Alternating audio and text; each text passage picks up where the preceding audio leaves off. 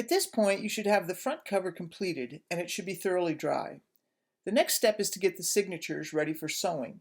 If you're already familiar with this series of steps, just skip ahead to about 2 minutes and 25 seconds in the timeline. This stitch works with an even or odd number of signatures. Depending on the weight of your paper, you will want 3 or 4 pieces of paper for each signature. The paper I'm using here is cardstock, which is fairly stiff, so I'm using 3 pieces. Fold everything and gather the signatures together.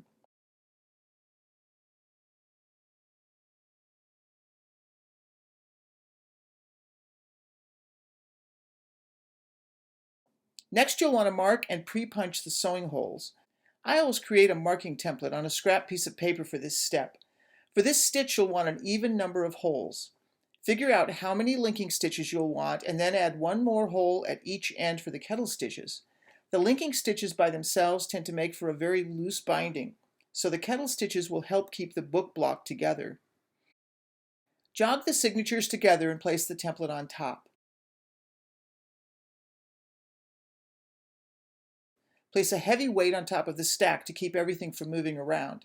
You can buy inexpensive diver's weights in a variety of different weights to use for your bookbinding tasks. I also have a heavy metal paperweight that I use. Using the template as a guide, use a straight edge to mark the edges of each signature. I just use the edge of a straight piece of scrap bookboard. Make sure each signature gets a tick mark. Once you've marked the edges, you want to be careful to maintain the orientation of the signatures. If you get them turned around, your signatures won't line up correctly. If you're prone to turning things around and upside down while working, you might want to mark the orientation of each one with a post-it note. Next, you need to pre-punch the signatures. I have a couple of pieces of foam that I've glued together to punch into. This isn't necessary, it just makes it a little easier to punch the holes. You can use an awl or a needle to punch the holes. If you're using a needle, run the eye of the needle into a cork to act as a handle. This will make it more comfortable to use as a hole punch. Again, be sure to maintain the orientation of the signatures after you punch each one. Measure out the thread you will need. A general rule of thumb for how much thread you'll need is 1 length per signature plus extra for the beginning and ending tails. I'm always generous in this regard because I hate getting to the end only to find that I don't have quite enough thread, forcing me to add a piece just to finish off the binding.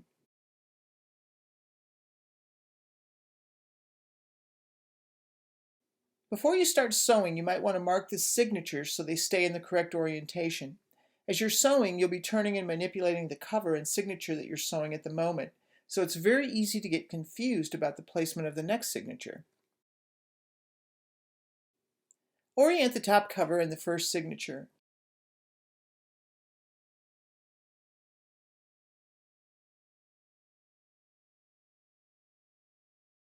Sew into the first hole in the first signature from the outside.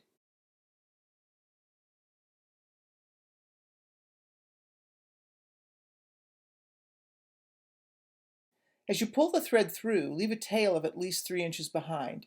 You'll need this excess later.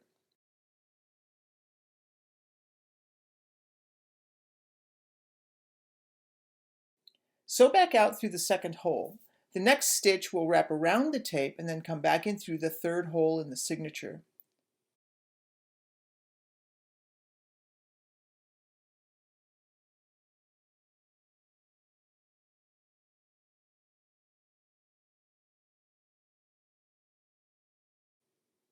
As you are sewing the signatures together, you will constantly be doing the dance of disentangling the tapes from the thread. Just be mindful of where the thread needs to be in relation to the tape. Continue this process down the length of the first signature. Don't worry about snugging up the tapes yet. When you get to the last stitch in that signature, your thread should end up on the outside of the spine. Now you can snug up and straighten out the tapes.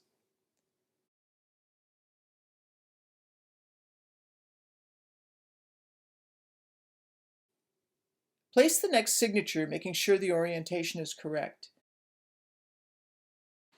Sew in through the first hole and out through the second. Now comes the first French link stitch, where you link to the stitch in the signature below. Simply loop through the stitch in the signature below. The obvious way to do this is to simply push the point of your needle underneath that stitch. However, I don't like to do this because it's very easy to pierce the thread or the tape with your needle and not even know it. So instead of using the point of the needle, I turn the needle around and lead with the eye of the needle. This way there's never a risk of accidentally piercing part of the thread I'm looping around. You can certainly choose to use the point of the needle, just be aware and careful not to grab what you don't intend to grab. It's also possible to use a blunt pointed needle, but I think this makes it very difficult to sew in and out of the signatures. Sew back into the next hole in the second signature and you've made the first linking stitch. Keep your stitches taut but not overly tight. If you make them too tight, your books will not lie flat.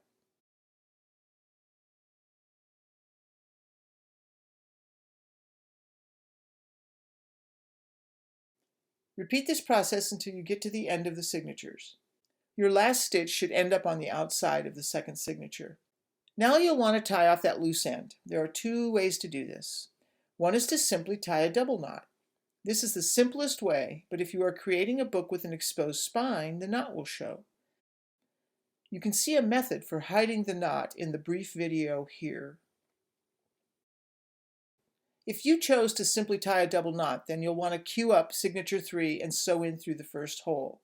If you followed the instructions for hiding the knot inside, then you're already inside of signature 3. Go back out through the second hole in the signature and make the next linking stitch. This time you'll link through the stitch in the second signature. Be careful to go through only that stitch. Don't catch the stitch below it. Again, you can certainly do this with the point of the needle, but be careful not to pierce the thread or the tape. As before, my preferred method is to use the eye of the needle instead.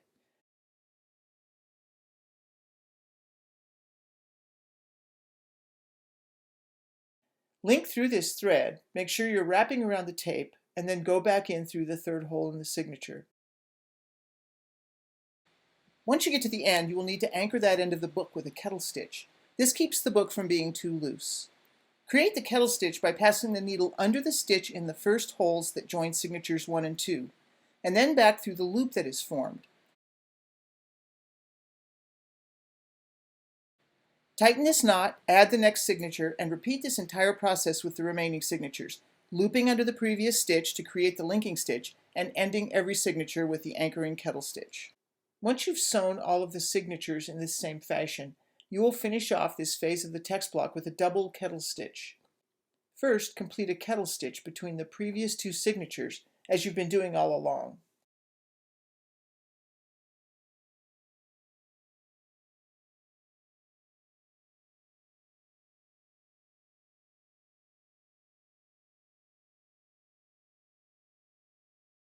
Then make a second kettle stitch between the final two signatures.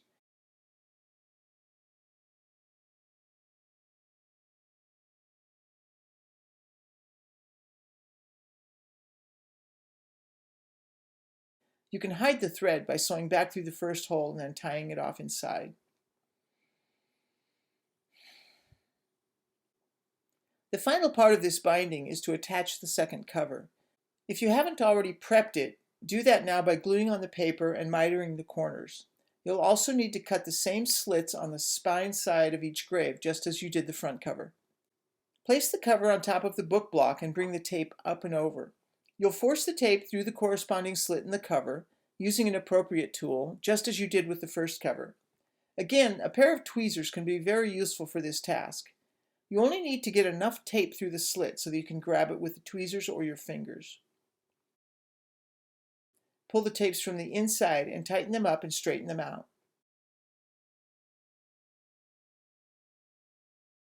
Pull them just tight enough that you have the same amount of space between the board and the text block as you do with the front cover.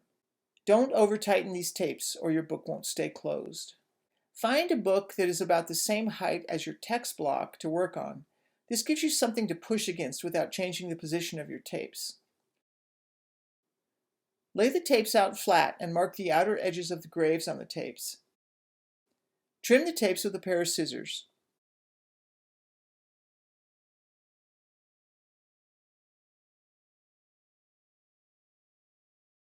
Next, dab glue into the graves and press the tapes down, just as you did on the front cover.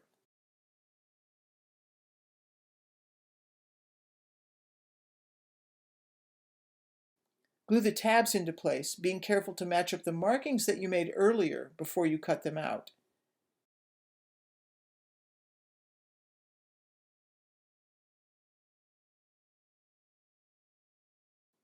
Press them down and burnish them with a bone folder or other tool to remove any ridges.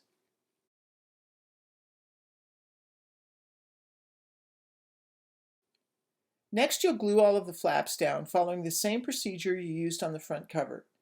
Use a barrier paper to spread the glue on and crimp the corners just as you did before.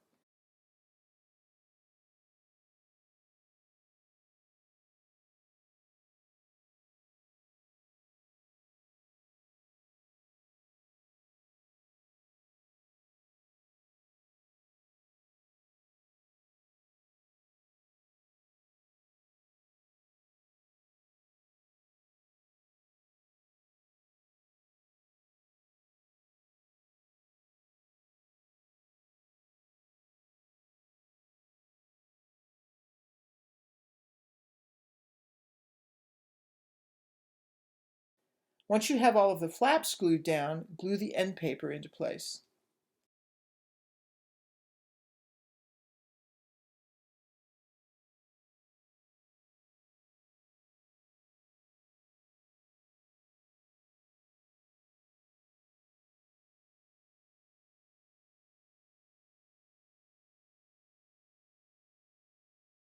Finally, place some waxed paper and an absorbent paper such as blotter paper in between the cover and the text block.